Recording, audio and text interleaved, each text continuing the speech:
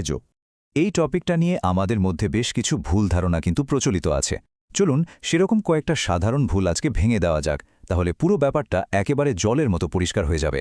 সবচেয়ে কমন 3টে ভুল ধারণা আছে। প্রথমটা হলো জ্বর হলেই অ্যান্টিবায়োটিক খেতে হবে। এটা একদমই ঠিক না, কারণ বেশিরভাগ সাধারণ জ্বরই কিন্তু ভাইরাসের কারণে হয়, আর সেখানে অ্যান্টিবায়োটিকের কোনো কাজই নেই। দ্বিতীয় ভুল ধারণাটা হলো ভাইরাসের কোষ প্রাচীর আছে। না, ভাইরাসের কোষ প্রাচীর থাকে না, থাকে একটা প্রোটিনের আবরণ বা ক্যাপসিড। আর 3 নম্বর ভুলটা হলো সব ব্যাকটেরিয়া মানেই খারাপ। এটাও ভুল, কারণ আমাদের শরীরে কোটি কোটি উপকারী ব্যাকটেরিয়া আছে যারা আমাদের সাহায্য করে। এখন মনে একটা প্রশ্ন আসতেই পারে, তাই না? যে আচ্ছা, বুঝলাম ভাইরাসের ওপর কাজ করবে না, কিন্তু খেলে ক্ষতিটা কি? যদি কোনো কারণে দরকার হয় এই ভেবে খেয়ে নিলাম আর কি।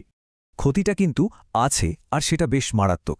ব্যাপারটা হলো অ্যান্টিবায়োটিক কিন্তু ভাইরাসকে মারতে পারবে না, কিন্তু এটা আমাদের শরীরে থাকা ভালো মন্দ সব ব্যাকটেরিয়ার ওপরই প্রভাব ফেলে।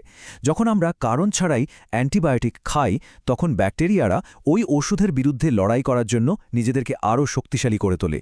এর ফল কি হয়? ভবিষ্যতে যখন সত্যি সত্যি কোনো মারাত্মক ব্যাকটেরিয়ার সংক্রমণ হবে, তখন হয়তো দেখা যাবে পরিচিত কোনো অ্যান্টিবায়োটিকই আর কাজ করছে না। এই ভয়ঙ্কর ব্যাপারটার নামই হলো অ্যান্টিবায়োটিক রেজিস্ট্যান্স।